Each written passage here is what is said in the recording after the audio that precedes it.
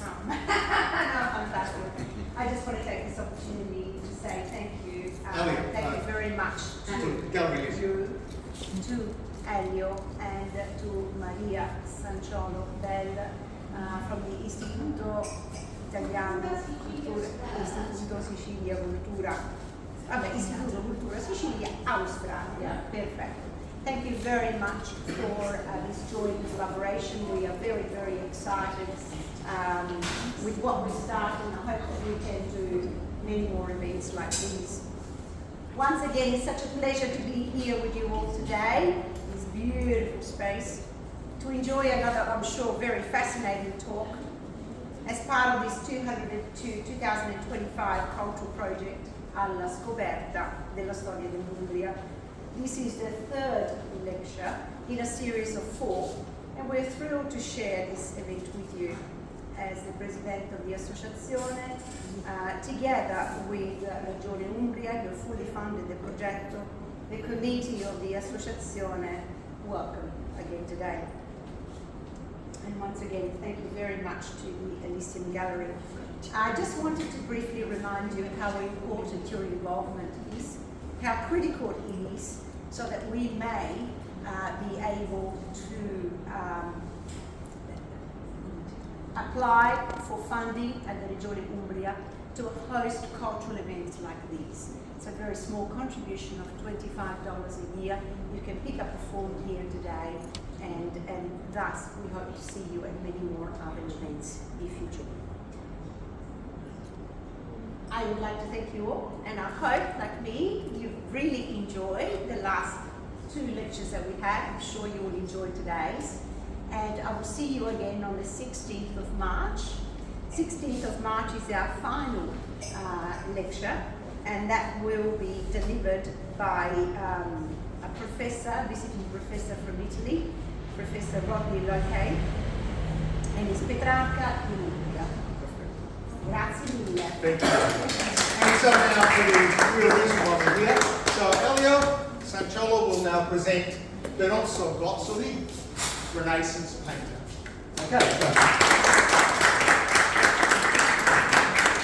Okay, just thank you once again for showing up to this third of a series of lectures that we've had at the gallery. It's a great initiative, I think, to spread culture and to spread awareness of the arts. Remember, art is a product of the time, and hopefully today's lecture will help you place Benozzo Gozzoli in a particular time and cultural context that will help you understand his work a bit more than probably what you do already. Okay, so let's move ahead with the presentation. Okay, this presentation will have 3 parts. It will be in 3 parts, pretty straightforward. It'll be the first part is setting the stage for Gozzoli. Now, when you do presentations on artists, it's very difficult to speak about an artist unless you have an understanding of the context and of the time in which they operated. I mean, how can you possibly know about, say, Roman art unless you understand something about Greek art or have some kind of understanding of the society which produced it? So the first part will be basically to do that. Then there'll be a short break in between, which I'll need, I think. And then the second part will be a focus on Benozzo Gozzoli. Now, the thing to appreciate about Gozzoli is, in his own time, he was one of the most prolific fresco artists of the early Renaissance. And so, unfortunately, I can't cover everything. But what I've done is I've selected a couple of key moments in his artistic career that are the most sort of prevalent ones, and I'll speak to those. Okay, and hopefully you'll be inspired at the end of the talk to go seek other work that Gozzoli produced during that particular time. And the third part, which is on the screen, is a little Q&A session, which we'll have at the end if this time allows, or if you want to ask any questions or make any comments or whatever. Okay, so let's talk about context. This is a political map of Italy. Now, it's important to realise that the Italian peninsula was not a unified entity, a political entity during that particular period. You probably know all this, but I'm just giving you that sort of context. If you look at the map of Italy, it was a combination of different city-states, some republics, some duchies, and some areas which were the province of, say, the French or the Spanish, who occupied the whole peninsula in some way or other. Okay, it was politically dynamic, okay, with rival states vying for political dominance. So you can appreciate all these states next to each other, and they're having, you know, territorial disputes and cultural disputes, etc. And a lot of, even inside individual cities, there was a lot of conflict and political intrigue. Think of the time of Dante with the Guelphs and the Ghibellines. Okay, you had a whole lot of internal strife, and it's just Italy. That's just Italy the way it is in now. Okay, people. Somebody said about Italy there are 60 million Italians and 60 million Jesus Christ. Everyone's carrying a cross, and everyone's got their own little Calvary to walk on. So that's the Italian nature, and Italy has always been like that. Italy's only really been a nation since the 1860s when Garibaldi did what he did and unified Italy. But even now, like in the mentality of Italians, there's northern Italians and southern Italians. You know, and depending where you come from, everybody's still very regional in their thinking about Italy, because Italy, much the same as India, is a cultural thing, cultural entity, but not necessarily a unified political one. Even now in the minds of people, many things. Things are changing, but I think that's the nature of Italians. Now in the middle of all this, you had Florence, Venice, Genoa, and Siena as republics. Now what's a republic? A republic is a form of government which is sort of democratic, okay, in the time, which was basically meant that you could vote in and elect a council or city council to rule that particular thing. And such is the case with Florence, which we're going to be looking at in particular detail as we work. Okay, so Florence. Florence was a republic, that was stated, okay, and it was run by a city council of 9 members called Priori. It's very hard to divorce Florence from the political intrigue of the time, where we had major families like the Medici, for instance, and another family called the Pazzi, which were rivals in Florence during that period. In fact, the Pazzi and the Medici were great rivals throughout the whole of that period, and there was a lot of actually physical conflict. Now, think of even what Shakespeare did with the Italian nature, Romeo and Juliet. You know, you have families that are fighting each other. Some of it is very guttural, some of it's very personal, and such was the case with the Pazzi and the Medici, which had a huge impact on the art of the time, and artists like Benozzo Gozzoli, and even his successor in that period was, say, Botticelli, okay, who came immediately after him. Okay. Now, collectively they're called the Signoria. The Signoria just means the lords of the city, and they were an elected city council. Now, the Medici were interesting wool merchants originally, up until about the 1390s, when Giovanni di Bicci, which was the great ancestor of Cosimo de' Medici, decides to move the trade from wool merchants to banking. That's a big leap to make, but you can imagine that it was a major leap, and they made a fortune banking, so they were amongst the greatest bankers of the period. Now, Florence at that particular time, you can imagine it was a mercantile centre. Because it was a republic, and you think about it, Italy around this time has a lot in common. People have asked all the time, why did the Renaissance occur in Italy? And no one can really give a definite answer, but you can start to think of Italy as a new form of Greece, ancient Greece. You know, think about the time of Pericles in Athens. The Medici were equal to that. You know, prominent families, prominent people who were sponsoring art and involved in a whole lot of political intrigue, and that actually held the reins of power during that period. Okay. The Medici family, who are, again, I mentioned them because they're really important here, became great supporters of the arts throughout the whole of the Renaissance, and they were the people who formed the first art academy. Lorenzo the Magnificent formed the first art academy in Florence, where he had ancient Greek and Roman busts, which were becoming very fashionable, and he was getting young artists to copy them, and amongst them, for instance, was Michelangelo in the 1490s, etc. Okay? So, and of course, Gozzoli was part of this retinue of artists that the Medici supported. Okay? Now, society. How was society organised? Well, politically, it wasn't quite the same as what it is now. You did have, though, different groups in charge of different aspects of civic life. So the first were the guilds. Now the guilds were like trade unions, and they sort of managed the trades, the arts and the trades. Yeah. they managed the different crafts, how people could work in those particular areas. They subscribed areas of responsibility. Okay, so the guilds were in charge of the three main areas of the arts, which were divided into basically arti maggiori, which were the major arts, architecture, sculpture, and painting. There was arti mediani, which covered the crafts, stonemasons, etc. And then you had the arti minori, which were the tailor shops, cobblers, people like that. Okay, so basically they regulated this type of business activity, this type of economic activity. Okay, and these were secular institutions. It's important to remember that. Alongside the guilds were the confraternities. Now, the confraternities were bodies established by the church to perform social works, and they looked after they tried to promote religious observance and practice, but they also maintained churches and the adornment of palaces. So they became the main means, or one of the means, through which artists could access commissions by the church. So imagine the church was the major patron, and the confraternities managed that type of relationship with artists many times. Okay? Sometimes the artists went straight to the Pope, but usually locally, the confraternities were the ones in charge of different projects or different sectors of the city, and they would actually give the job to certain artists. So I imagine artists having to navigate this social structure. You've got lords at the top, or rich merchants, then you've got confraternities, and then you've got guilds. And these three entities socially, like interacting with each other all the time, in the middle of a city which was really booming with capitalism and booming with a lot of industrial activity, you could say.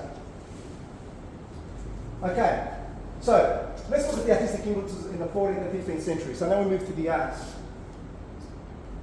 Okay, there's two main contradictory stylistic influences on the work of the Ioni Relations that can specifically be seen in the art of Benozzo Gozzoli, and we'll be doing that today.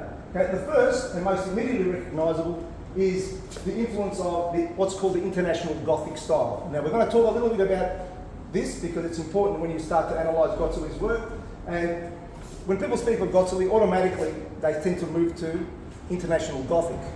And that's one of the main influences on his work. We sort of tie his work into that sort of sphere of production.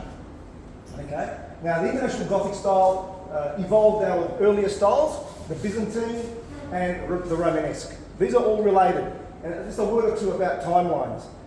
It's a common misconception when you first study art that things occur sequentially. You know, you've got a timeline, you've got Egypt, Greece, Rome, in the Western calendar anyway. Egypt, Greece, Rome, and then you've got Byzantine, Romanesque, Gothic, International Gothic, blah, blah, blah. But that's not the way history works, okay? History is a mess. Historians tend to try to simplify things and make time intelligible. And you have lots of overlap with these periods. Yeah? So when I say, you know, they say the Renaissance, for instance, replaced the International Gothic. That's true in one sense, but the International Gothic was being produced elsewhere in Europe all the way through to the 16th century. So there's lots of overlap. The Byzantine style is said to have died back at the fall of Constantinople back in 1453, according to the timeline. But no, we get people still today making Greek icons.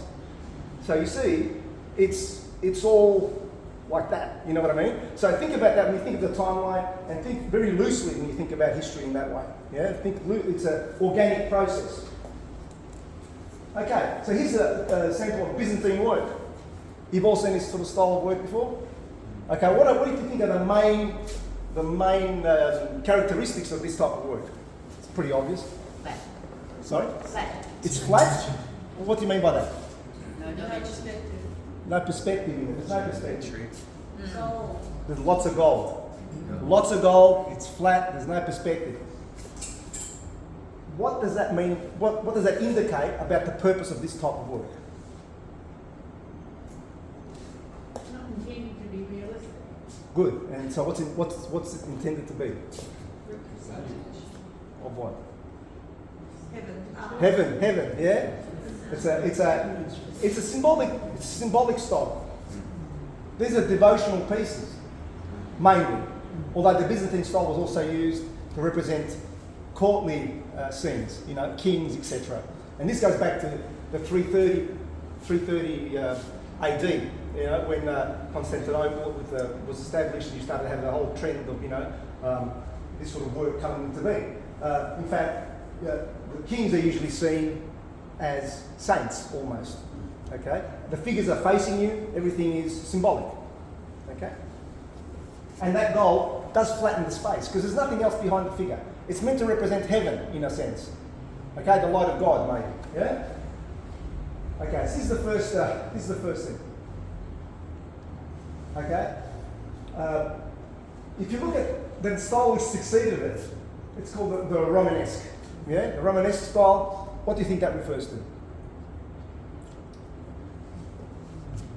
Romanesque. Sorry? It's in the name. Rome. Romanesque, Rome style. Okay, the Romanesque was an art period, let's call it, which came at the end of the Byzantine period, but still retained a lot of the same characteristics, heavy use of gold, etc. But they started to introduce elements of the ancient Greek and Roman aesthetic, and they started to look at arches which are circular. Now, this style precedes Gothic. Okay, you've all seen a Gothic cathedral, yeah? What sort of characteristics are characteristic of Gothic cathedrals? Arches. Pointed arches. Why the change, do you think? Why do you think from curved arches to pointed arches? Closer to, Yeah, possibly. That's a reason. There's a more fundamental reason than that. Yeah, they're easier to make. Easy enough. Not easy to make. No. Technology changed. Buildings got bigger. engineering. Engineering purposes. Yeah, it's imagine in Gothic, in the Gothic style. Think of Gothic churches. Think of stained glass windows. Well, essentially, to make a stained glass window, you have to make a jolly great big hole in the wall, and so you're taking away masonry. And so when you take away masonry, what do you need? You need support. So then they had to establish what are called buttresses on the outside of the building, those sort of structures that support the wall from the outside. But then the arches themselves, because there were bigger spaces, they had to cover bigger areas. They tend to point because they're more structurally sound. Imagine you're taller, so they have to support more weight at the top.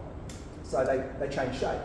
You know, all that other thing about pointing to God and all that, they're things which we infer from its shape, yeah? And you think of steeples and spires, all that sort of thing in a Gothic church, yeah? They're very interesting, okay? I'm just trying to give you context of how over time, the reason why things change, because we're going to apply this later when we start to look at Gozzoli.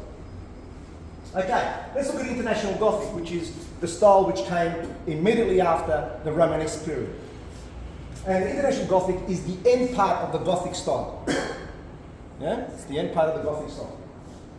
The difference between High Gothic and say and International Gothic, that as well as showing representing religious subjects, which it did, the International Gothic was also very popular as a secular sort of style.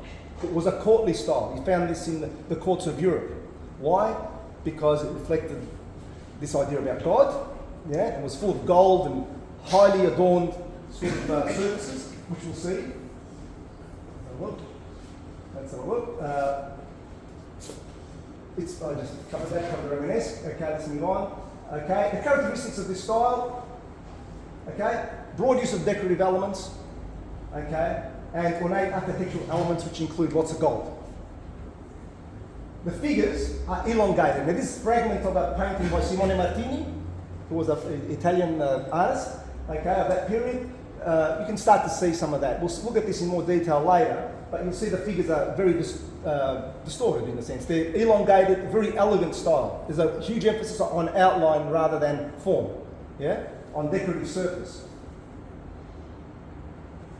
Okay? There is an attempt which starts to appear now to depict the depiction of natural forms. So if you look at the hand of the Archangel Gabriel there, what do you have? You've got an olive branch, okay, and there's a lot of care being taken to paint that as a detail, which means the artists were beginning to observe that. Yes, come. They still have the points? Sorry? They still have pointy spars? They did. This was during the period at the end of the Gothic, yeah? It's the last period, yeah. So we'll see this later, yeah? Okay, the depiction of religious subject matter as well as escapist secular, say, subject matter was a content, okay, and then,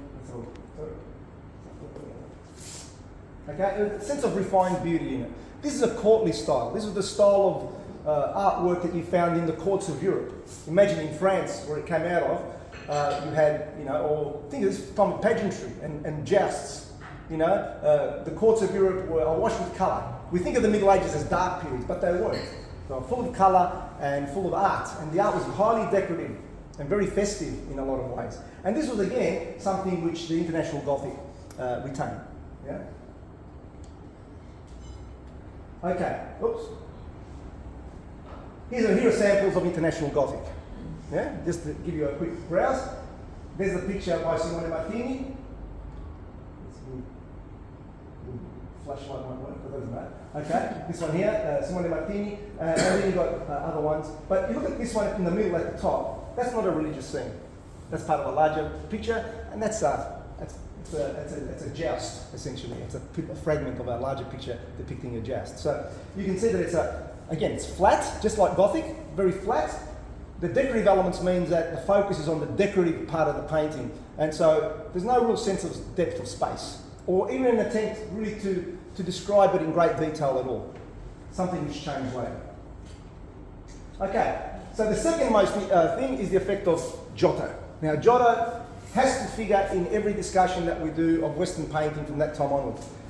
Giotto is so important, really, that is overlooked many times. People think of the Renaissance. This is the beginning of the Renaissance period, really. This is what is usually termed the proto-Renaissance, or the introduction to the Renaissance.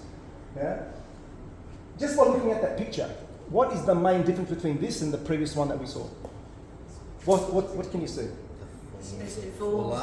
Yes, how it's described? Rounded forms. Sorry, forms, yes? Is there much decorative element there? Colour, more colour. The use of colour, it's brighter, it's more pronounced, and there's a background, it's more three-dimensional. Yeah, there's an attempt to show background. I mean, this is a bit worn out at the moment, but Giotto introduced the landscape and architectural elements to help give context to the figures. So now the figures occupy a real space. Okay? Realism? Sorry? More realistic? Yeah, it's more realistic, in many ways. Again, that adornment that you see in International Gothic is disappearing. And what we still have some of the last vestiges of it in the halos, but it's very sculptural. Now remember, the Florentines are a stone's throw away from the marble mines at Carrara. Sculpture was a main trade. They were fantastic. They were very advanced in sculpture, the Florentines. Painting-wise, they were still following the International Gothic style, an international style. They didn't have anything of their own, really. Okay, they truly reflected it. But I think that the Florentines had this mindset, this sculptural mindset, and I think it came to fruition in this sort of thing that Giotto starts to produce. Giotto is probably one of the maybe 2 or 3 examples in art history that I can think of true originality. It sort of changed the face of art. From that flat gold decorative style, suddenly we've got these figures which are in the round. There's a real attempt to show these 3-dimensional objects, yeah? Figures as objects, as sculptural things, you can almost pick them up. It's said that he would sit down and he would study how folds work on drapery, for instance. Something that was not the case with International Gothic and Byzantine. Byzantine and International Gothic had set patterns that you followed, set ways, conventions to show folded garments, etc. This is observation. This is something else is occurring in society at that time.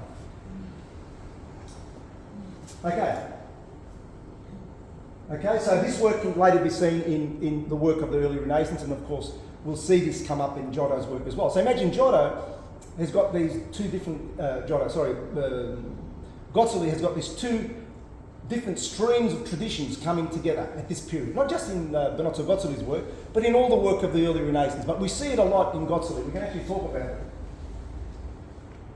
Oops. Okay. So there's emphasis on form rather than decorative elements.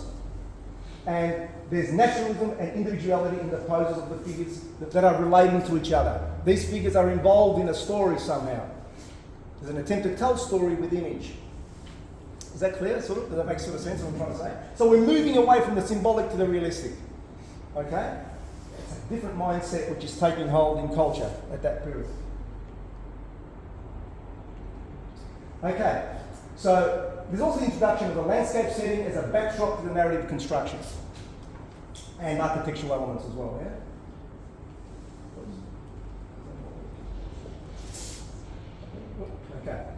Okay, and the attempt at naturalistic detail when painting landscape elements. I think my coffee cup is blocking the signal.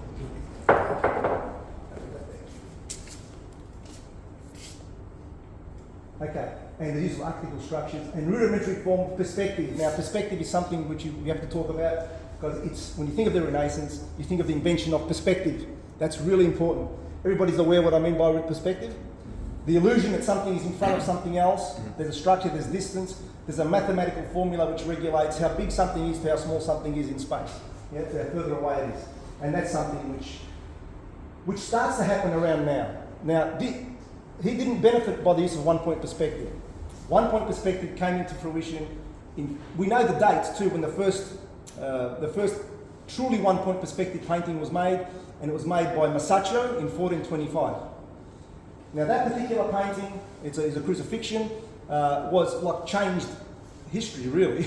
You know, imagine that, implementing this rule, this mathematical rule that artists could now use to create spaces, to create depth in a picture. Giotto didn't have one-point perspective, but he did have an instinct for how perspective worked. And the different things that you can see in the structure of his particular works is his lines don't converge on a single point. They converge along an axis. So every line had its own point, if you know what I mean, along a central axis. And so he was beginning to nut it down. Artists before him, or even lesser artists of his own period, had lines going in directions that are totally opposite to each other. Some of them, if you look at some of the structures, they don't quite make logical sense. But he starts to have that instinct for it too. Let's change. Change. Oh, there you go. Okay.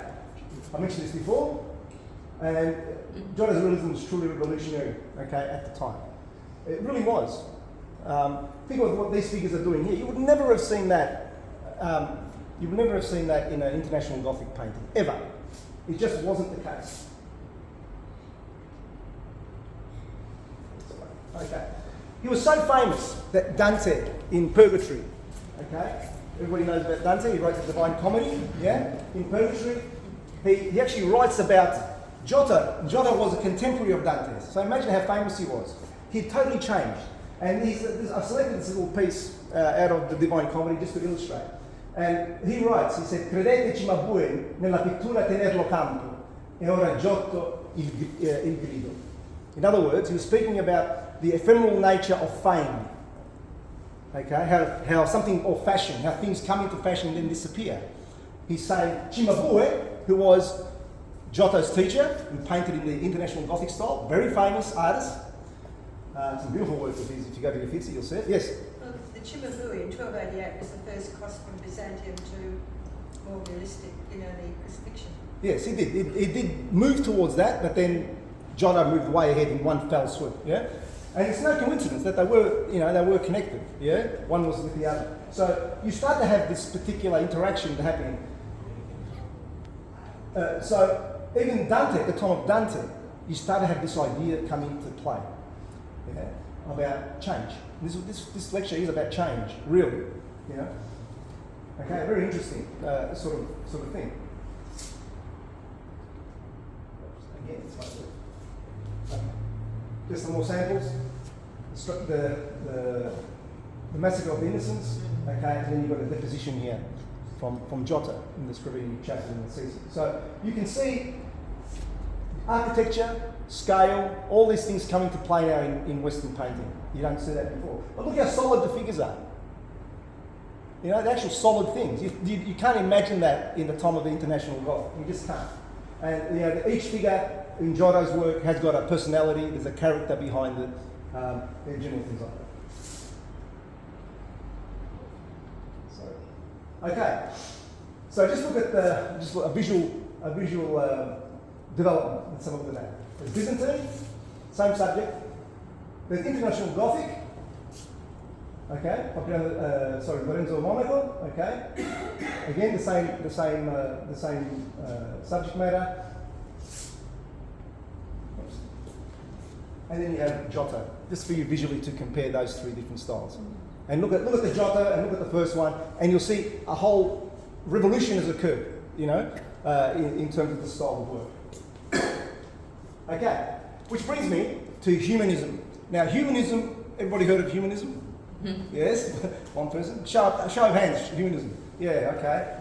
Humanism, what is it basically? It's a philosophy or a way of thinking, okay, that suggests that mankind, humanity, okay, is the centre of everything. Essentially, we're living in a humanist period now, where this philosophy, this way of thinking, eventually displaced the church.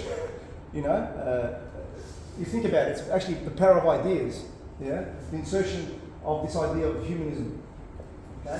So you could improve society through the use of reason and knowledge of the natural world. Think of Leonardo da Vinci. What did he do? He investigated nature. There's all these codexes of his investigations of how water flows and how birds fly and how flowers grow. He investigated nature, and this was a thing that was in the blood of these people at the time. Okay, in this sense, humanism was looking back to ancient Greece. Okay, why? Because in ancient Greece we've got Greek philosophers. Sorry? Stoic philosophy. You've got Stoic philosophy. We go even further back than that. We go back to Protagoras even, 5 centuries BC. We'll talk about Protagoras later, but you'll see all that sort of thing. Plato, Aristotle. The early Renaissance was driven by Neoplatonic ideas. And so there's this look back to ancient times. And these things were brought to the fore during the time of Giotto himself and shortly afterwards with Petrarch, where he starts bringing back into vogue knowledge of the ancient world. Okay? And an ancient aesthetic starts to enter into art. Okay? Well, its free definition is it's a secular philosophy, okay? And it's anti-clerical. Okay, why? Because it doesn't use the Bible as the ultimate source for knowledge. It says you are in charge of investigating what knowledge is. And so it starts to lead to what's called subjectivism. That the world is, different views are just as valid. Yeah? Okay, they're all different views of reality, depending on how much you know and how you investigate nature. Okay? And the arrival of humanism through works like Dante, Petrarch, and Giotto in the early to mid-14th century marks the beginning of the end of the medieval period. Okay? And the birth of a new era that we know as the Renaissance. Okay? Humanist principles later found full expression during the Enlightenment in the future. Yeah, we started Descartes and all these people. You started having all these people investigate the nature of thought and what am I and who am I and all this sort of thing. All the me-orientated questions coming to being later on. Okay. By the way, what's that illustration at the back? Who's seen that illustration before? That's Vitruvian Man. Vitruvian Man. And why do you think I introduced it there? Oh, that does go back to ancient Greek. It does. Idea or ideals of. What's the diagram actually expressing? Sorry? Proportions. And relationships. Relationships to geometry. Yeah? And this is another thing that appears in the Renaissance, because geometry implies mathematics, mathematics implies reason. See how these things are connected? And so you had mathematics, the idea of organising space as being intrinsically the product of the human mind. Yeah? So there was like almost a religious devotion to shapes. Circles, triangles, squares in paintings, if you look at the compositions. Yeah? Okay, the Renaissance. Let's go forward very quickly. Okay, the Renaissance is generally divided into 3 main periods. The Proto-Renaissance, the very early part of the Renaissance, the end of the medieval period. Okay, Dante, Petrarch and Giotto. The early Renaissance, where you have a plethora of artists just suddenly come to be, out of nowhere. Right? They're all there, and of course you've got Gozzoli included in that group. Okay? And then you've got the High Renaissance, which you associate with Leonardo, Raffaello, etc. Okay? And of course Bramante. Bramante was the first architect of St. Peter's, which I put there because I just think it was amazing what they did during that period. Some people say it was very foolish. You know, where St. Peter's is today, there used to be an older chapel that dated back to the 2nd century. And the Pope wanted a new building. So imagine that, they pulled down a 1,000-year-old building. Either foolhardy or extremely brave, we don't know, because it was an older structure, but apparently it was very beautiful. It was the centre of Christendom in the West. But they had that much confidence in their abilities that they pulled it down and put up this huge monolithic sort of structure which we see now as the Vatican City, was basically there. Okay, so here we go back to Protagoras. Okay, everybody's heard of that saying, "Man is the centre of all things." You heard that before? Okay, this is the actual quote. Okay, of all things, the measure is man, or mankind. Not to exclude the ladies here, but everybody. Okay, of the things that are that they are, and the things that are not, that they are not, and that's Protagoras in the 5th century. Okay, imagine that 500 years before Christ, this guy had an idea of subjectivism, saying everything relates to man, not to God, which is a Christian ideal, but to man. Yeah? Okay? The development of linear perspective is really important because, again, we're going to look at this with Gozzoli. Okay? It allowed artists to create their logical, intelligible spatial environments. Okay? It's places which figures could exist, and introduces a new subjectivism into art. Why? Well, if you know one-point perspective or the rules of perspective, what you have is a horizon line, and you have a vanishing point. All the lines converge. Correct? You've all seen those sort of diagrams. Yeah. Well, what's it mean? It means that your view that you're being shown by the artist is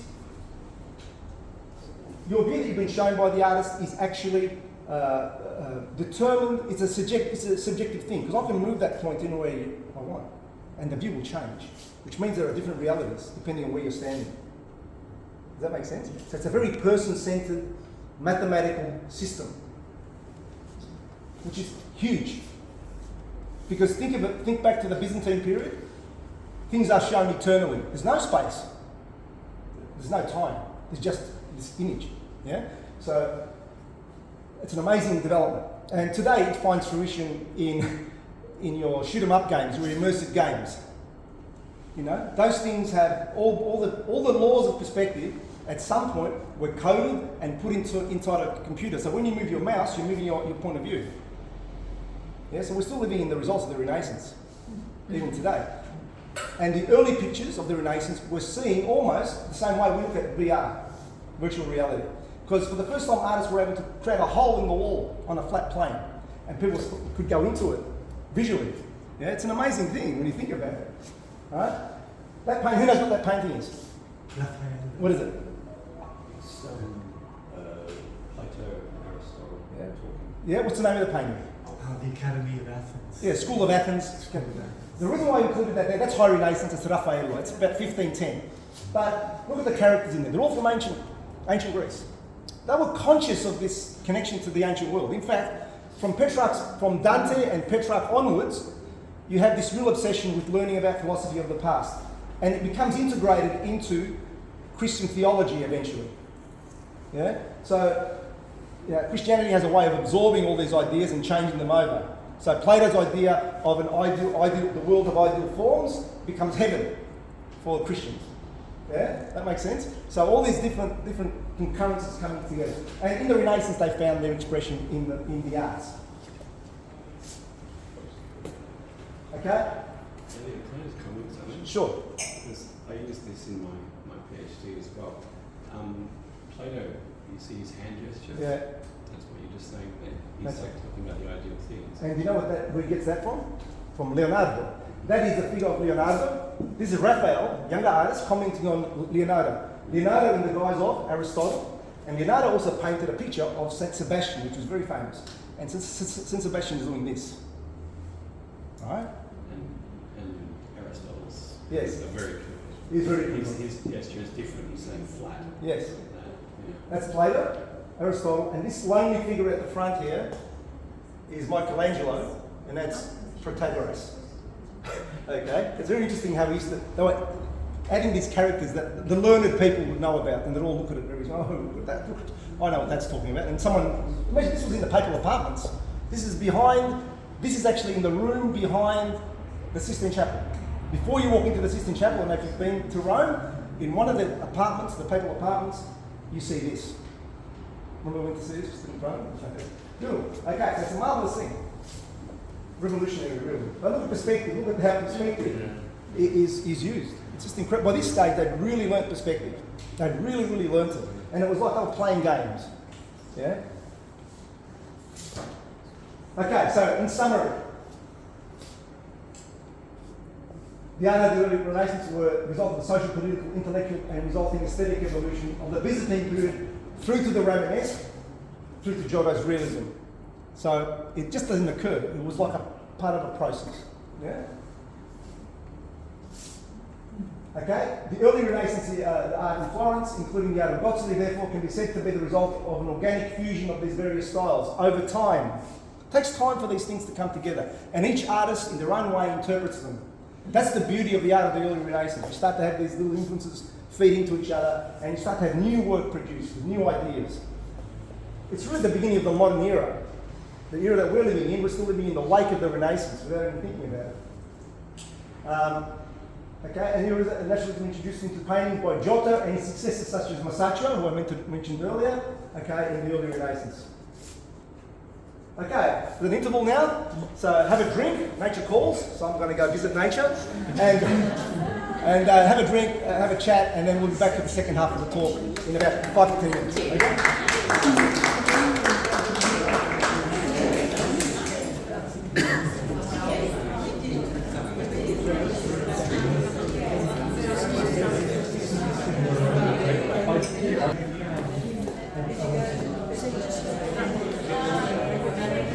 Okay, let's make a start, or else we'll never finish. Okay, welcome back to the second part of the talk. On this time we're going to be looking at Benozzo Gozzoli, and I want you to keep in mind all those things that we just spoke about in the first half to try to make context of some of his work. So I'll just repeat again. He did so much work that when I was preparing this, what do I talk about? You know, there's so much of it there. And a lot of it, because there's so much, it can be repetitive, you know what I mean? Like, so I've just tried to select those particular aspects of his work that we can talk directly to and relate to the first half of the talk, you know what I mean? But anyway, in this half of the talk, we're going to do a few things. We're going to look at his early life, his apprenticeship to an artist called Fra Angelico, and then his early commissions, and then we'll talk about the nature of some of his works. Okay? So, let's move ahead. It works now. Very good. Okay, Benozzo Gozzoli, there you go, there he is. That's a portrait which he inserted, we'll talk about this later, in another very famous work. And that's apparently what he looked like. Okay, so that quote that you see on the wall, I won't read it because I'm not really good at reading. That quote is basically taken from the lives of the artists, or as Vasari used to call it, the lives of the most excellent architects, painters, and sculptors. Okay, and Gozzoli was. When you look at Vasari is an interesting character because he was the first art historian. Well, what does that mean? He was the first person who actually went out of his way. He was like the Herodotus of Rome, because he was Rome. But he actually tried to put into context what was known about the artists of his own time and the period before him. Now, he was a big fanboy of Michelangelo. For Vasari, the Renaissance, Italy was everything, and everybody else he termed primitives, like the Gothics and the Goths, people up north. You know, all the Gothic art, all the great art of the 10th and 11th and 12th century, and the Byzantine art. He didn't have much time for that because he was a person of his time.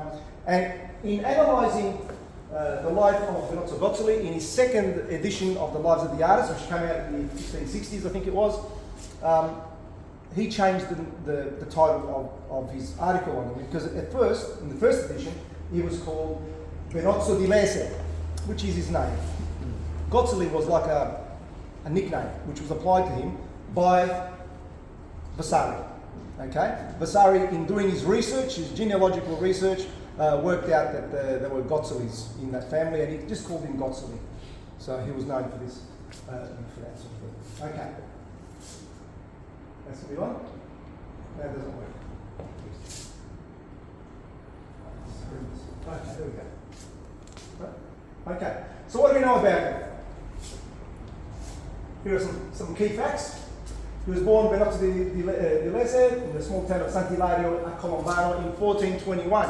Now, 1421 is a really interesting period. Why? Because for art historians, remember they like to put things between dates. The early Renaissance sort of dates from about 1420 to the end of the 15th century. to 1500. So he's born right on that period, on the beginning of the academic sort of perspective of where the early Renaissance begins. Okay, his family moved to Florence in 1427. So how old was he when he went to Florence? He was all of 6 years old.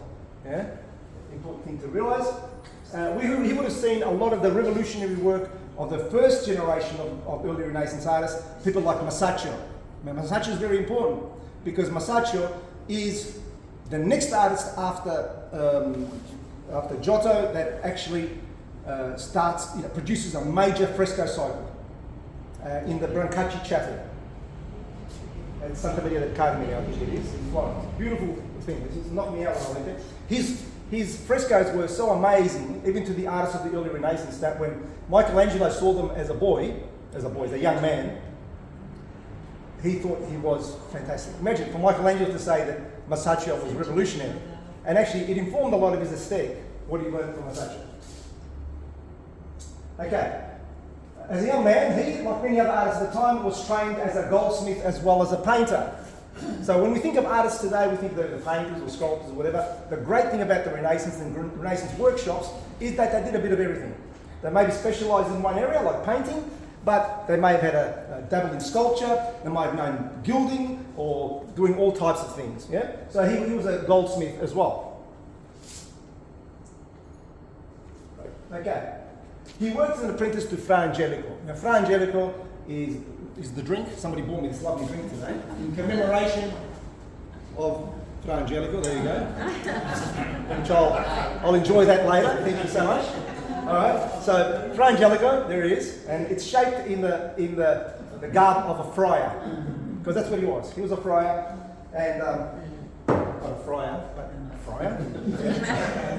And he actually. He actually was very well known as an early Renaissance painter, mainly for his cycle of works in the convent of San Marco in Florence.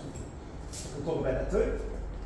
Okay, and he also worked as a collaborator to Lorenzo Ghiberti. Lorenzo Ghiberti was a great early Renaissance sculptor who did what was later termed again by Michelangelo as the Doors of Paradise. They're the main doors, if you've been to Florence, of the baptistry, which is that orthogonal sort of building. Just next to Santa Maria del Fiore, I think it is, the Duomo, yeah? Right next to there. And so, he did these incredible doors, and he worked on that project with him, yeah? We'll talk about that. He was extremely well travelled. And you've got to think of that time, they had a very different perspective on distance. You know, information travelled very slowly. You know, you could be famous in one part of the city, but not famous in another part of the city. It took years sometimes to get through. But think of it, Benozzo Gozzoli was so famous by the end of his life that he was known all the way through Tuscany and Rome. Okay, from Tuscany, you know, from the Republic of Etruria, as they would have termed it back then, down into the Papal States. Okay, he produced major commissions in Florence, Rome and Umbria, as well as San Gimignano, Pisa and Pistoia. Okay, he was assisted by his sons Alessio and Francesco at a certain stage of his life. Family business, you bring your sons along with you, they can do the preparation for you, they can help you do the painting, because some of these commissions were pretty big. So you need to hand those sort of things. Okay, and he died in 1497 in Pistoia, possibly of the plague. Now you've got to think Europe is not just all this art and all this sort of stuff. There's lots of disease and plagues and people die periodically in great numbers. And a lot of artists died during that period. It was a scourge, essentially. It was the pestilence. Okay. Think of 1666 later. You know what happened in 1666 in London? The Fire of London, rats, pestilence. You know, it sort of disinfected the whole area, actually, the Fire of London, which was probably a good thing. Okay. And the name Gozzoli was first coined by Giorgio Vasari in the second edition of his Lives, the most excellent architects, painters, and sculptors. And why? What does it mean, Gozzoli? Mi scusi? Why Gozzoli? Because it was a name. It was actually the name. It had a family connection. Benozzo is the first name. Dilese. Okay. Gozzoli. Belonged to the, as far as I can understand, the Gozzoli was a name, a family name. Okay, the Brancacci Chapel, Masaccio. Sorry, yes. You about Montefalco. He was working in Montefalco before. He did. Before the Medicis called him up to. We'll go to Montefalco. No, big stuff. Big stuff. Big stuff. He did a lot of stuff in Montefalco. Okay, the Boccaccio Chapel. Okay, 1425 to 28. Revolutionary paintings. Again, this was the biggest fresco cycle since Giotto in the Scrovegni Chapel in the Assisi. And it showed the life of St. Peter. Yeah, a lot of these fresco series or cycles were dedicated to a saint, you know, simply because painting was used as a means of education. It was very utilitarian art. People think that art for art's sake didn't exist. This idea of art for the sake of art. You know, it wasn't. It was meant as a tool, and it was meant as a tool and sponsored by the church for that purpose. Yes. Most people couldn't read, and that's why they had the art. That's right, and we'll talk about how the iconography develops over time because it was a tool, essentially. Yeah. So it was very common, like in fresco cycles, to represent the key character several times in a scene. So, for instance, here, let's see if I can get this.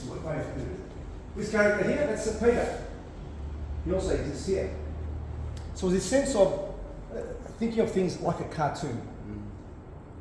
Imagine that. You've got the character moving here, and he did this first, and then he did this. And it appears in one scene. Why? Because it's an educational tool. And imagine that many people were illiterate. The only people who knew stuff or could read were the members of the clergy, maybe some nobility, not even all nobility, okay, could read and were literate. But Florence was a bit different, because Florence had this thing with the ancient world, and it was, they had people like Dante. I mean, how can you not become literate with people like Dante around the place? And Petrarch, you know, you just couldn't. It was the whole culture was different. Okay? Okay, so we move to the monastery of San Marco. Now here, this was a commission that Fra Angelico won, and Gozzoli assisted him in this particular commission as an apprentice. It's probably his most adapted apprentice. That's the front of the monastery, and this thing up here is what? Who knows what that is? Pale. Pale? Pale. Yeah. The Pale, what are they? What's this? The coat of arms, the Medici. Exactly. And with the paper crown. With a paper crown on top. There you go. Okay. If you go through Florence today, even you'll see this thing everywhere in a lot of buildings, historic buildings. In corners, funny corners, you find this thing up inside, outside, everywhere. Because the Medici used to like to brand everything. Okay. They were entrepreneurs. They would in the main road of Florence, which is called the Via Larga. Imagine, from when you entered the city until you exited the city on the other side, they bought key properties that they would brand with their symbol, so that visitors to the city would notice them before the other families. Imagine that, eh? So Coles brands everything. Coles, yeah, but like the McDonald's arches, you know? You saw these things and you knew. Now, that symbol there, people think that it was Medici means medic, so therefore they represent pills, but not really, because remember, they actually evolved, that ball shape evolved from coins. Because they were merchants. They were a merchant family. Imagine, remember what I said earlier. They were wool merchants who later became bankers. And just on that thing of banking, you know, if you go to the Ponte Vecchio near the end, you'll see now a lot of stalls. You see all the goldsmiths and people selling gold. And at the end, there's all these places that sell T-shirts and pictures of David and all the rest of it, you know, up and that. In one of those spaces, that's where the money lenders would gather, and they would set up their banchi, which are desks like this, and people would go there to get a loan. So imagine all these rival bankers lined up, and people would go there and haggle to get the best interest rate. Now, usury was frowned upon by the church. Why? It's unnatural. Sorry? It's unnatural. Yes. Reading money. Yeah, that's right. Because what do you do when you lend someone money and expect more back? You're doing nothing and expecting something for nothing. It's greed. It's sort of greed. It's the banks, right? It's the beginning of the merchant sort of the capitalist system we have today.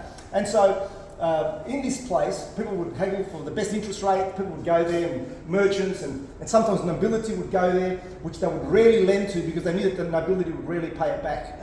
So they had their own internal code of ethics. They would never lend money to a king because a king could not pay them back, and they couldn't do anything about it. They couldn't send their boys over to collect. So, you know, it was like that. But occasionally, one would go broke. Imagine a money lender would do a bad loan, and they would go broke. So what would happen then? Well, to signify that they were out of business, there was a ceremony which took place where they would break the bench. They were bankrupt. Bancarota. That's where it comes from. Bancarota means you break the desk, you can't trade anymore. That was the original meaning of bankrupt. That's where the bankers get it from. And as I said earlier, the Medici were pioneers in banking. Why? Because they worked out a ledger system that we use today. Income versus loss and all this, what accountants actually do. So they had this whole system that they put into place, which made them very efficient. Okay, let's look at some money.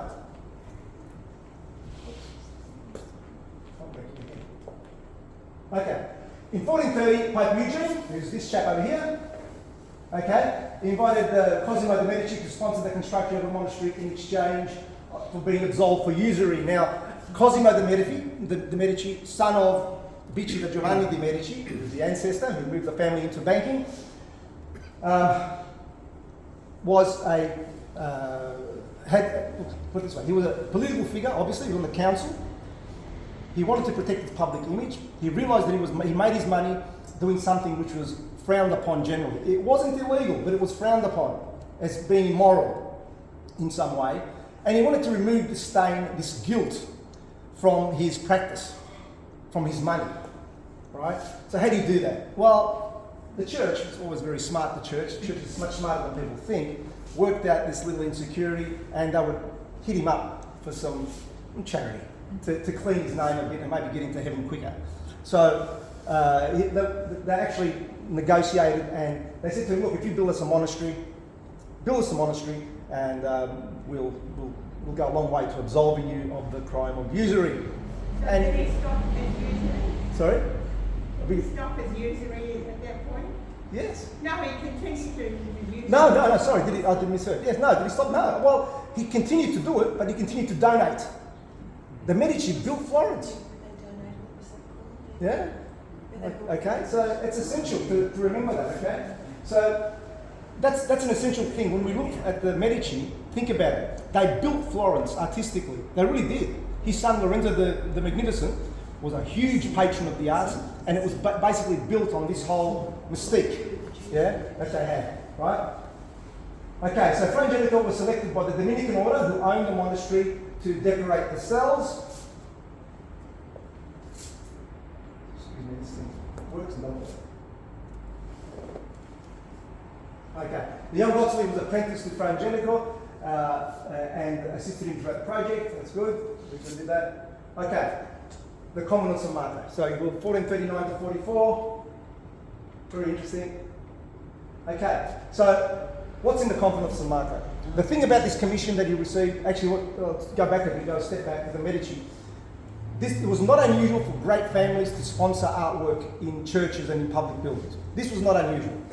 But in this case, such was Cosimo's guilt.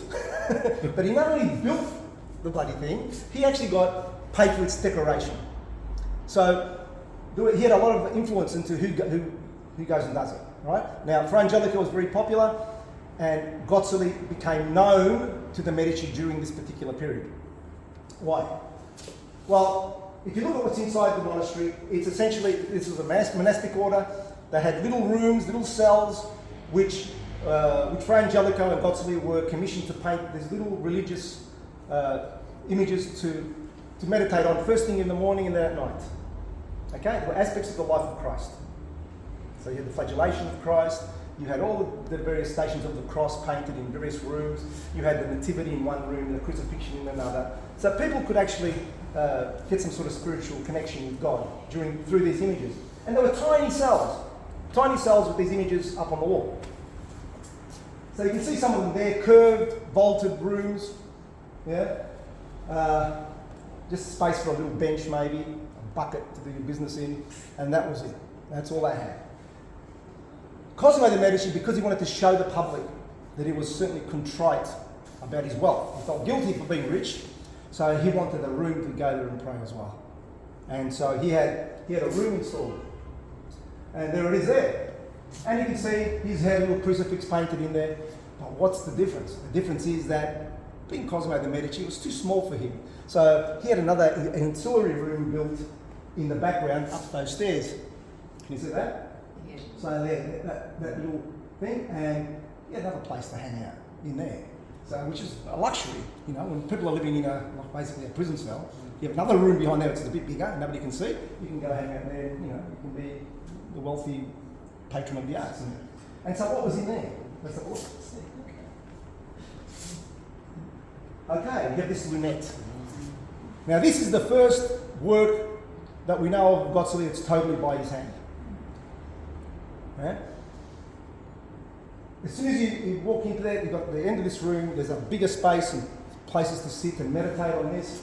And this space, this wall is made up of this little figure of Christ, at the, you know, down from the cross, the man of sorrows. He's got his wounds, he's already down from the cross. Okay, and here you have a nativity scene. Okay, that nativity scene. So in other words, he was asked to meditate on the meaning of life, the life and death of Christ. That was his total thing that he was going to meditate on. And this is a really interesting thing because talking about Sanciolo earlier on, we start to see, imagine this is this first thing that he did on his own. We hardly have any traces at all of decoration, no international Gothic here. There's maybe ornaments like the halos on the figures, but there's nothing else. Oops, sorry. Okay, there's a close-up, a more colourful one. Okay. Now look at these figures. What do you notice about them? There's movement, isn't there? They're not like, you think of the international Gothic, they're all like this, or you know what I mean? You look at Byzantine, they're all like this. Look at Giotto, you start seeing the back of the figures. That's a revolutionary thing. Now, he didn't invent it, Giotto invented it, but it was carried forward in time. This whole new language of poses that people started to use in paintings.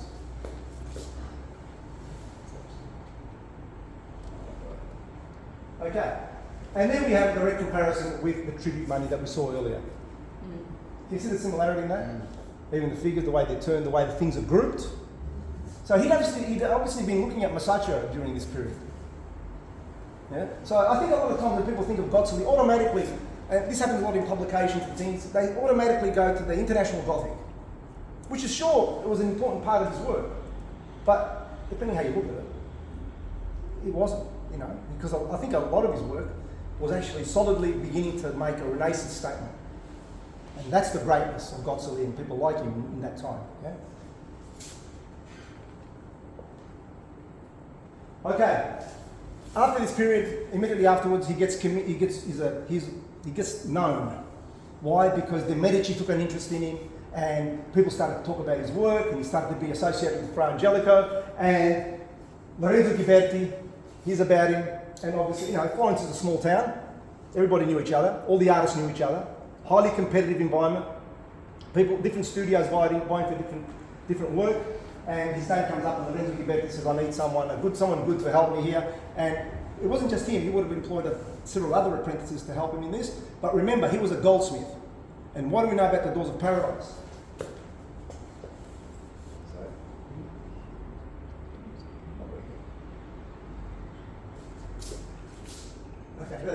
Okay, doors of paradise.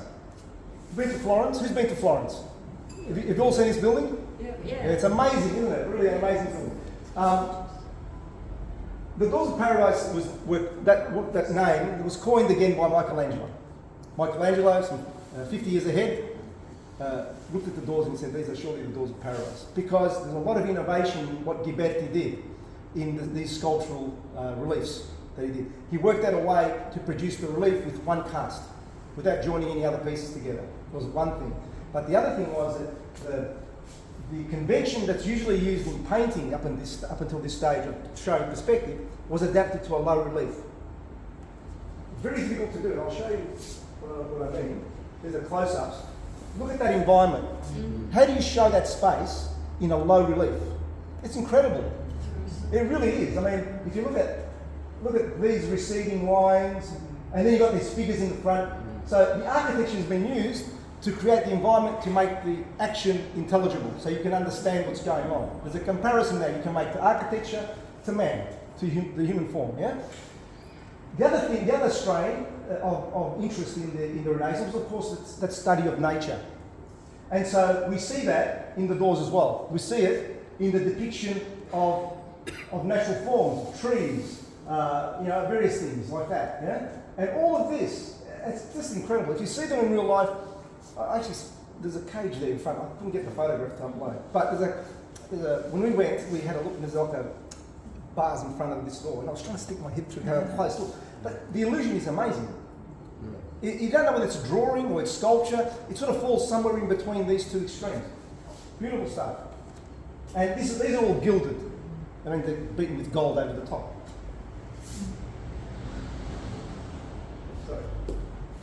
Okay.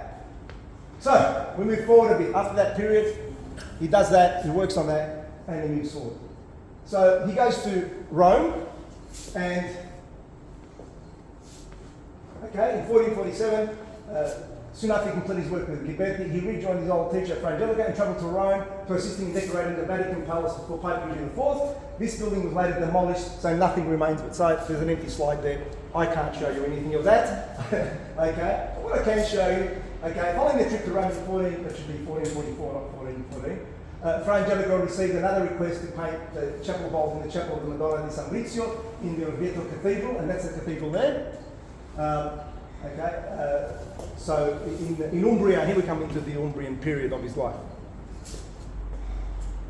And he brought along everything. Now, these are by Fra Angelico. Yeah? You'll be able to see in this sort of, in these slides, two things which are common with the International Gothic. What are they? What's obvious? The gold, yeah? Lots of gold. There's no attempt at showing any space really there in the background. There's just this gold. Remember, this is still a remnant from that earlier style, that earlier period, that earlier tendency to use gold symbolically to stand for heaven. Yeah? But then, what else do you see in this? Borders. Sorry? Borders. Borders? What about the borders?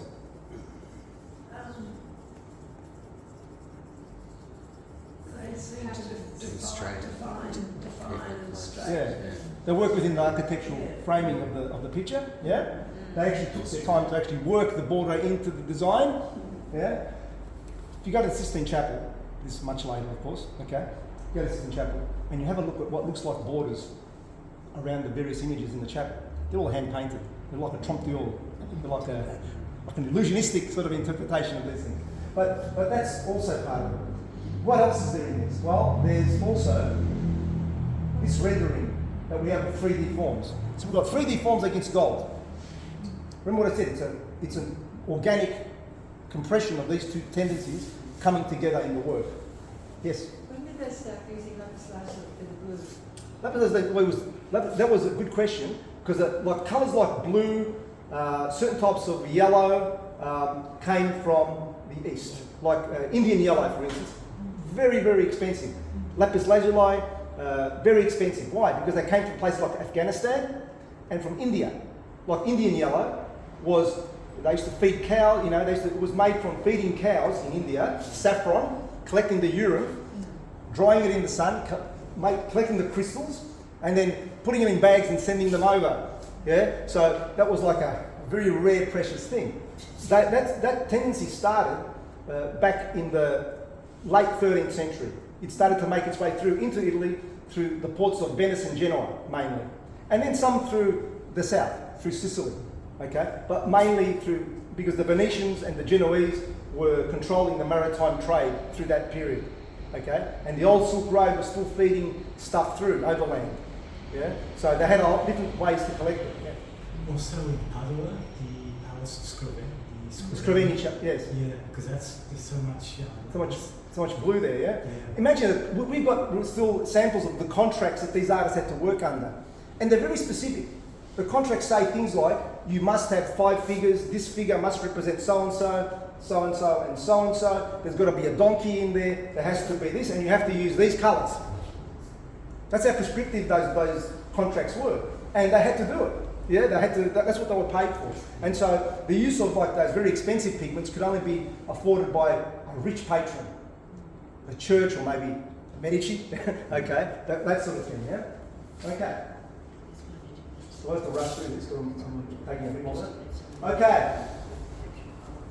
So we look at Gozzoli in Umbria, still Montefalco. We start looking at the St. Francis side. Now I have to shorten this a bit because I just had to, for time's sake. But that's Montefalco, hilltop town, beautiful, the Renaissance town. Okay, let's have a look at this. Oh, sorry. Again. Okay. Whoops. Sorry. Okay. In 2049, Gozzoli left the workshop of Angelico.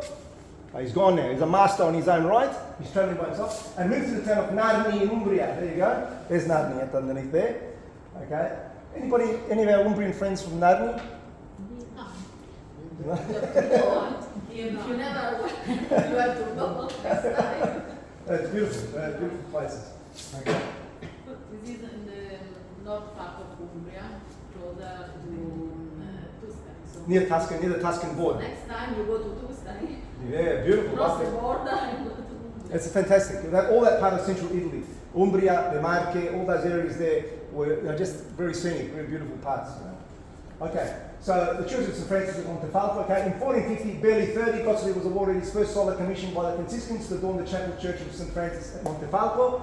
Okay, this was his first major opportunity to establish his own style, separate from his old master, Fra Angelico. So imagine, he's been working with Fra Angelico all this time, now he gets to go out and do his own thing, which is incredible. In this series of frescoes, we can see Gozzoli's application of perspective, where he starts to really use perspective.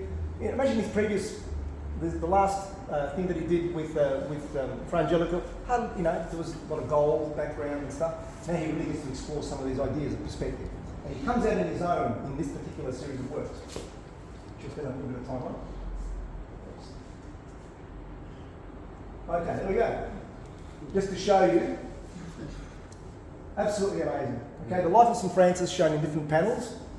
Now, that's quite a feat. Imagine that. And this is all his own language, his own painted language. He was an established solo artist now. He didn't need to hang on to the coattails of another master, and he went off on his own and he produced this cycle on the life of St. Francis. Now, as we know, Giotto did the same thing, didn't he, in the Scarini Chapel? Okay. That particular saint was extremely revered in the north because he came from Assisi, that whole area. Okay, and he was topical. He was very topical. He appears in the writings of Dante. He appears all over the place. Okay, so he was a very famous and popular saint. Why was St. Francis popular? What did he do?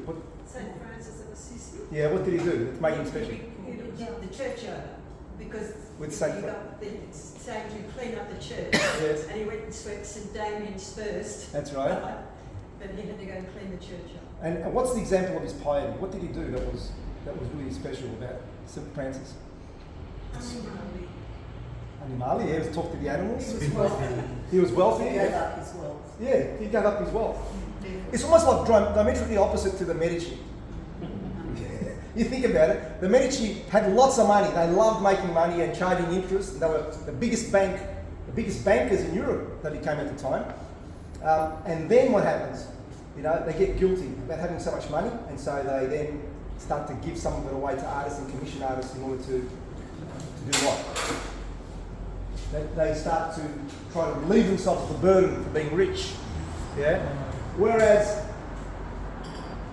St. Francis does the same thing, but he actually physically, literally does it. He's the son of a rich merchant, silk merchant.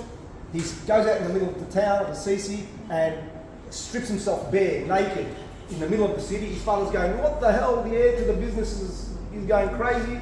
He strips himself totally naked in front of everyone, which is a great shame in the city to show your naked body. Takes his shoes off, puts on a sack and a rope, and for the rest of his life he lived like that. In fact, if you go to the Church of St. Francis, you'll see his tunic still left over, and he's got it's just a sack. It's basically a sack material, very humble. And when he died, he wanted to be laid naked onto the ground to show his piety, to show that he came from the earth, and to the earth you shall return. So he was actually a good man, like a really good man, truly a good man. He gave up wealth in a time when, who knows, like it was hard to survive past a certain age. He gave up the security of life. And so he was like a beacon of hope for all the poor. Imagine all the poor that there would have been around at the time, who looked at figures like St. Francis as a redeeming sort of example for them. Okay, so let's look at a couple of these frescoes. Now we can't see all of them, but Sorry. Elio, Yes. the dancing girl is in there. The dancing girl is in it. Yes. It's in the fresco. Look at this figure. Okay, life of St. Francis. St. Francis is here, but he's also here. Can you see that? So imagine like for you animators out there, you got this image, one repeating another after another. It's a tradition that started much earlier than what we think, before the advent of the stereoscope. Oh, Egyptians did it as well. They did it as well. You know, it's sort of an old technique of storytelling. Yeah. Here we've got. So why did I show you this one in particular? Well, look at the landscape. Look at his concept of the landscape. He's actually introduced, a realistic landscape as you would have seen it. It's probably the countryside around that place. He would have gone out and sketched it and included aspects of it there. And what do we have? We also have a picture of the town, an architectural rendition of the town. Why? The whole idea of perspective. So we're showing two types of perspective here. We're showing aerial perspective, things in the distance getting smaller and smaller and smaller, but we're also got this idea of architectural perspective, which is really emphasised in this slide here. Here we've got St. Francis, who's just stripped himself naked in the middle of the city, and the bishop's run out and wrapped him in a cloak to cover his modesty, and there's his father who's really pissed off with him for taking off his expensive clothes, and he's carrying them in his arm, and this is what the subject of the thing, but the real subject is space. Because look at this. Look at these are architectural wonders. Look at the perspective. By this stage, you'd really learned how perspective works. You don't see that in earlier painting. Yes? I think on the left lacks a bit of perspective because the mountains should be smaller, a bit further away. Oh, they are small. Look over here, the small mountain back The there. mountains up there. Okay. Remember, this is fresco. This is not oil painting. Now, fresco is very different to oil painting. You can, to cut a long story short, who knows how frescoes are made? Well, on the plaster. Yeah, usually you have a stone or brick wall over which you put like a rough coat of lime and plaster with very rough sand. Then you transfer a drawing onto that, usually with chalk. Something later it was done with cartoons, but you could draw it directly if you wanted to. Okay, and then over that you put like the second layer of plaster, very thin layer, so you can see the drawing through it. Does that make sense? Now you'd only lay enough of this plaster to be finished in the day. Why? Because plaster dries very quickly. So we know how long it took, for instance, to paint a fresco cycle, because you can work out which bits of plaster were laid in a day, and you can count them, and you can work out the length. They're called giorni, or days, literally. And over the top of that, you painted with water-soluble paints, essentially, which is egg tempera. Okay, and so the water would be absorbed into the plaster, and you'd have your transference of your image. Does that make sense, sort of? Mm-hmm. All right. So that process is really good for certain things, but can't do other things that oil paint did later. We owe that to the Flemish artists and to Antonello da Messina, who propagated that type of work throughout Italy, or parts of it. Anyway, okay. But anyway, there you go. So this is fresco work, all right, done on the wall. Okay, here's another example of architecture. Interior, yeah. All these figures are living in a space. Pretty logical space. Okay. Here we have, what are these things? I don't know if you can see them. They're animals. Yeah. That's the manger scenes. Yeah? St. Francis holding the baby Jesus. So it's a mashing up of different stories. Yeah? Okay, so I only had this in here just to show you that, look at these figures in the background, look how small they are. There's an understanding that things recede in space and get smaller, enclosed in an architectural space. Okay? And here we have a really dramatic use of perspective. Look at this wall here, and look at these converging lines. You pull the lines down, there's a vanishing point somewhere around here, but then look at these steps. Everything is converging and is squeezed into this space. Yeah? And it's really quite amazing for the time to do this. Imagine the people who would see this for the first time. And remember these places that he was going to outside of Florence were not Florence. Florence was the city where everything was happening. These were country towns, really, a lot of them. And so for the people over there to see this stuff for the first time must have been amazing. It's like putting a virtual reality helmet on and saying, wow, look at that. You know, how can you do that? So this is really incredible. Okay, we'll move that from this cycle onwards. Sorry. Okay, we'll move to the Medici Chapel. We go back to Florence. Okay, in 1442, Cosimo de' Medici acquired permission from Pope Pius, I think it was, or Pope Urban, I can't remember. I wrote for Pope Pius, to construct the private chapel in his primary residence in Florence, the Palazzo Medici. Now, if you go to Florence, you see the Medici Riccardi Palace, amazing building. Imagine this belonged to one family. It's huge. It's like Trump Tower. Like, huge thing. It's got emblems everywhere. You can't mistake it. It's got the shield, the Medici shield with the pills on it. Okay, and inside that particular, he started that project in 1444.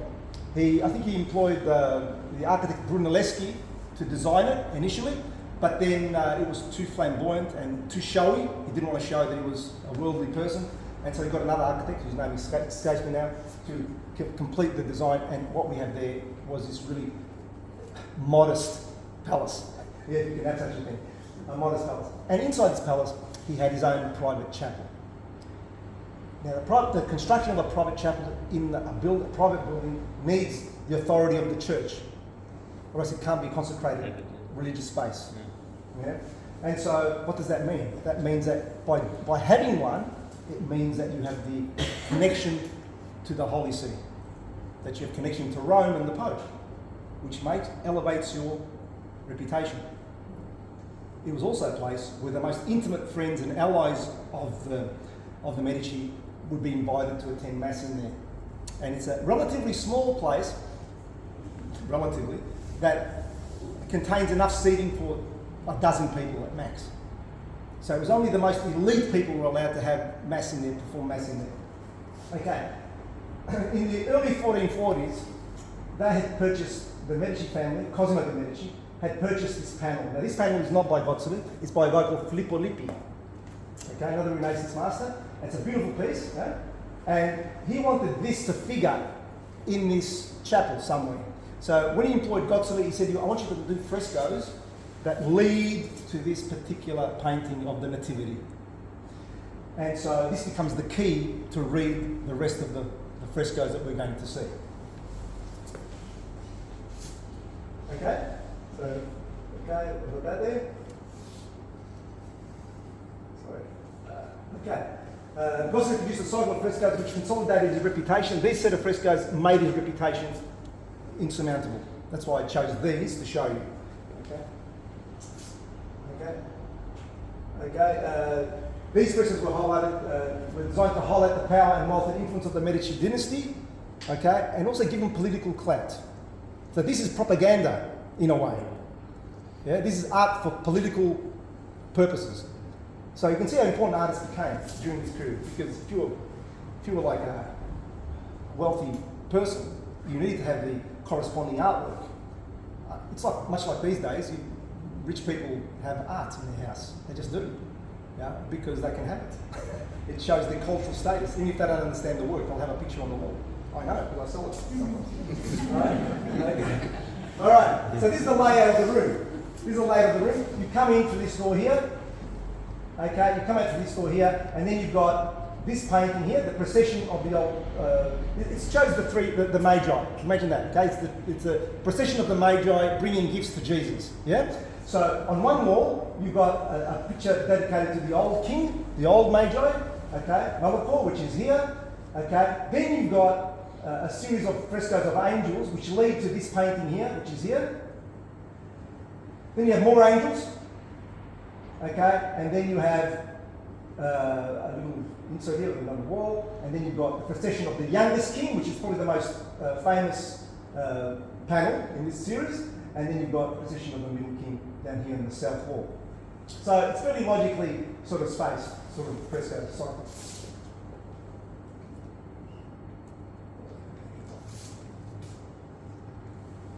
Okay, there you go. And that's what it looks like on the inside. Stuff everywhere, imagine. Imagine you came into this, you're invited to practice Mass with the Medici family, and it's important to realise Florence was still nominally a republic, but the Medici ruled, really.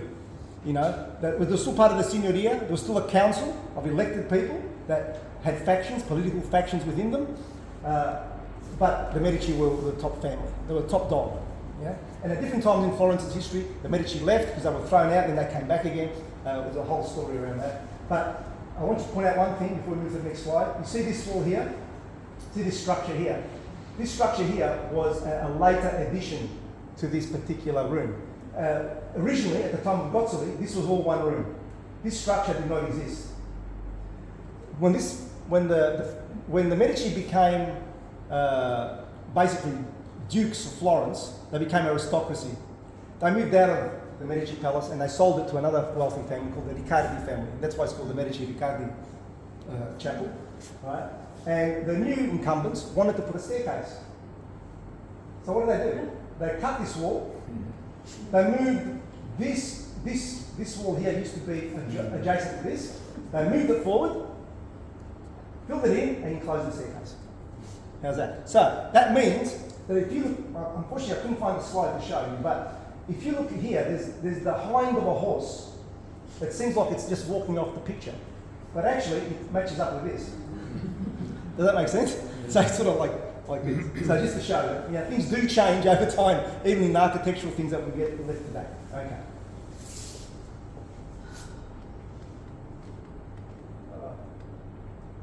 Okay, here's another aspect. You can see the little panel there, right? You see the panel there with the thing. That's from one view, and that's from another. You can see some of these things, right?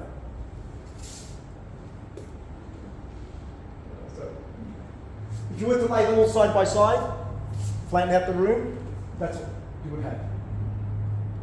The possession of the young king, the middle king, and the old king. That's the order that would be presented in, if you presented them side by side. See this horse here? That's the one with his butt cut off about here, right? That's what it was. Okay, which moves us to the first panel. What a difference this is from even from his earlier work. Why? More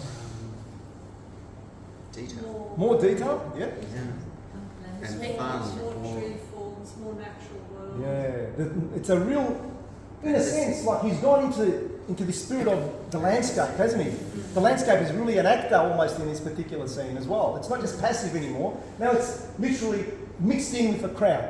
And the story of this panel is these people have come from far away and they're snaking their way through this procession, snaking their way through behind here, around here. People are having fun in the countryside here, right? They're coming around here, and then there's the star of the show, and leading on to the next wall. These horses are facing us. Why? Because there's an adjacent wall heading this way. So it's meant to introduce us to turning our heads and looking at this wall. Does that make sense? So imagine there's another wall here, yeah, coming out this way. Okay. It's how you painted the orange trees all the way down to represent the Medici walls. That's right, and we're going to talk about that. That's excellent pickup. Yeah? Down here there are orange trees. Now oranges in Renaissance painting symbology stand for wealth and prosperity and fertility. Just as if you put a lemon in a painting, that represented a sour nature. Right? So if you put a lemon in someone's portrait, it means this person's a pretty sour character, right? So it was you'll see the use of oranges, which had a double meaning as well, because they do relate to that idea of the Medici crest. And throughout the whole decoration of the chapel, you have this motif repeated over and over again, even in the pattern work, which we'll see later. Okay, if you look in the background, okay, you start to notice things. Some heads are generic. In other words, they're just faces that he's included, made up maybe, included in it. But there are, amongst these, there are some very important people. That's Giuliano di Medici. That's the youngest Medici. Now this is a very important figure to remember. That's the young Giuliano and the young Lorenzo. Okay? There it is. And Lorenzo. Now why do I mention that? I mention that because the whole painting is a piece of political propaganda. Okay, it's full of these figures. First of all, he inserts his family with this sacred image to do with Jesus. I mean, you're associating yourself to God, essentially, right? You can make that connection. But also, it doesn't just include his family. Imagine Florence during that period was rife with political intrigue. Giuliano de' Medici was later, in the 1470s, assassinated. In the Pazzi conspiracy, it's called. This other rich banking family tried to knock Giuliano and Lorenzo off, and there was an assassination attempt, and Lorenzo got away, but Giuliano was killed. Now Giuliano was seen as the ultimate heir to the Medici family, yeah, and so he appears there. Let's go forward. Elio, Yes. you're saying he's 6 years old. Okay. It's a 6-year-old at 6 years old. Yeah, Which one is it? that's this one. That one. Yeah. 6. Okay, in the back, what do we have? Pope Pius II. Why Pope Pius? Because Pope Pius gave him permission. I'm finishing up, yeah? Okay, so Pope Pius gave him permission, he gets a Guernsey. Benozzo Gozzoli put himself in there, of course, to sign the painting. I did it. I'll move very quickly now. And here we have some other characters. Sigismondo Malatesta, who was a mercenary and lord of Rimini, another town, he was one of his best clients. He borrowed a lot of money off him. That's this character here. Galeazzo Sforza, the Duke of Milan. Yeah. Later he commissioned Leonardo later on in the High Renaissance to do some fortifications. Which one is Malatesta? The one on the orange horse. Was it evil? Sorry? It was evil. It wasn't evil. It was just called Malatesta. Bad head. It was just right? The eldest son of Cosimo de' Medici, Piero de' Medici, always called the lame or the gouty because he suffered from gout and he died relatively young. And then we have Cosimo de' Medici in the middle. Now, if you go back, there's a lot of symbology here which I'll explain very quickly. What do you know about what they're riding? Who's riding what? What's Cosimo riding? Cosimo, they're by the middle. He's riding a donkey. His son, who's the eldest son, the next heir to the family, is riding a white horse. Piero de' Medici hasn't got a bridle. He's not holding a bridle. That means he's got power. The horse is going where he wants it to go. He's just holding the mane. In Piero's, on his bridle on the horse, there's lots of symbols. And there's, sorry? Donkey. The donkey's here. I'm talking about this one. Right. On this one, there's all this stuff related to the Medici, and underneath it says Semper, forever. The Medici, forever. Right? Imagine the vanity of these people. Right? And who else rode a donkey historically? Jesus, when? So he's saying, he's actually retired. He's giving over the job to him, but he's actually still the head. And he's still top dog in that family. Right? Oops. 2 minutes and we'll finish. Who's there? Sneaky character. And here is what they say. Now I think that disagree with what a lot of people say. People say that this guy is, and this is an ideal portrait of Lorenzo de' Medici. An idealized portrait. Yeah? Why? Because it means he's the next head of the family. But I looked at several different pictures of him. Now this is something I used to discuss a lot when I was at uni. My professor said, no, it's Lorenzo de' Medici. I used to disagree. But anyway, I'll throw this out there anyway. Who am I? That's what the face looks like, that little cherubic face. That's Lorenzo when he was, it's an idealized portrait of Lorenzo. It's a real portrait of Lorenzo. I doubt it. I personally doubt it, right? But you're idealizing someone, could be. But from childhood to adulthood, your nose can change a lot. It can. But it's a big change. that's all I've got to say there, alright? So I think it was basically, originally, that figure at the front was supposed to be Giuliano. He was the youngest of the family and he was going to lead the family forward. Sempre, forward. Medici forever. But he was killed. So then they had to change it. And so they changed the nomination and they made it Lorenzo because he did take the family forward. That's the middle king. And this was John Paligolos, who was the Byzantine emperor. All right, and this is an important little tidbit of information. In 1439, the Medici hosted what became known as the Council of Florence. Okay, before this was finished. Okay, where European Christian leaders met with the Byzantine emperor to discuss the defense of the Holy Land in the face of Islam. Imagine that, a family of merchants congregated all the monarchs of Europe in the chapel, or in their house, and hosted them. It was like the World Economic Forum, all right? And they had them all there, which showed their power. And he included that there to show, hey, look, look how important I am. I get the emperor of the Byzantines to come and visit me, pay me a visit at home, essentially. Okay, and here we go. Let's go through these. And this is the last wall where we see, and I wanted to show you this. I'll rush through this very quickly. I wanted to show you this basically just to highlight that aspect of nature, the attention to detail and nature that he included. So when you look at Gozzoli in the future, you'll have a few things to think about and talk about.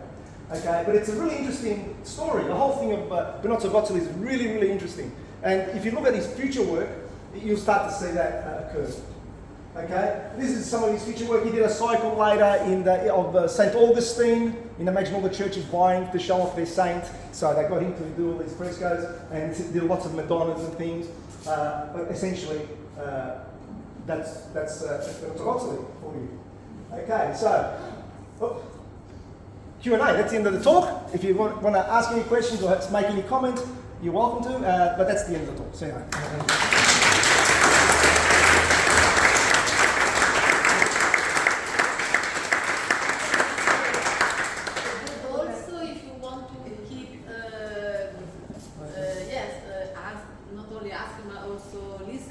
About Benozzo Gozzoli. In 2 weeks we have another talk in the library at the dock, because when he showed you the frescoes in Monte Franco,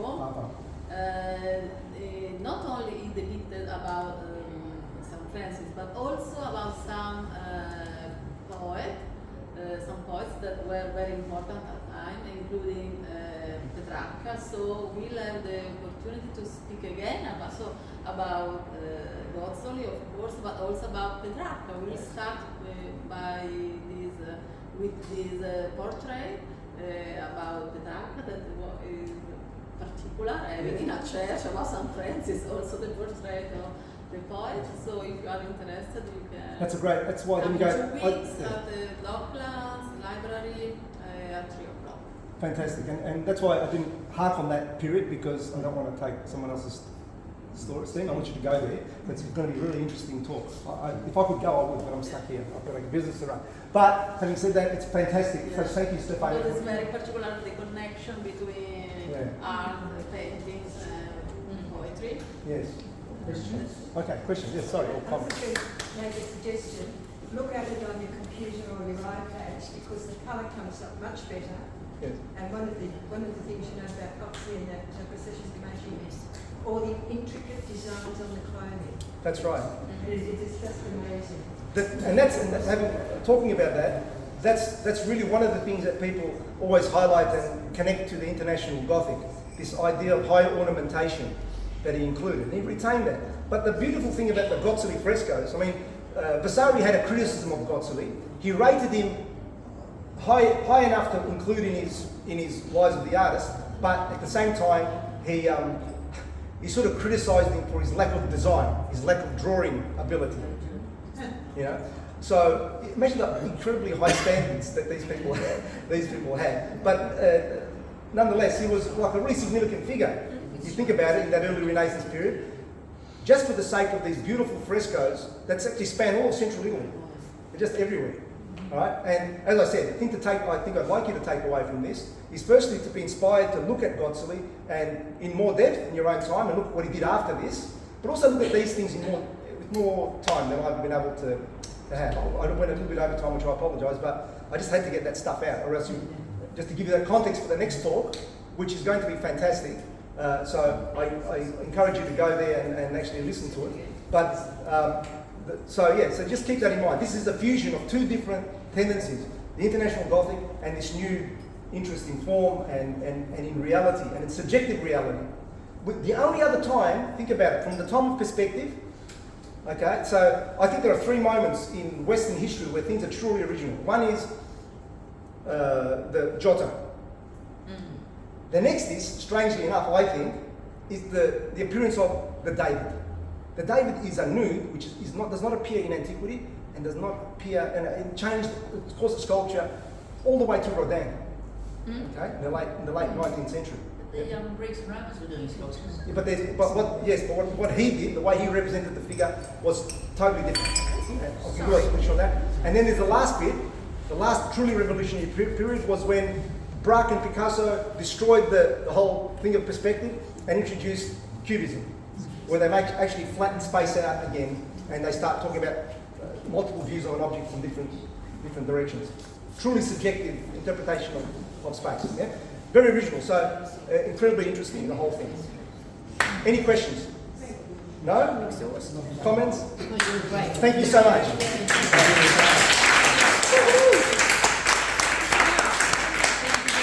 All right.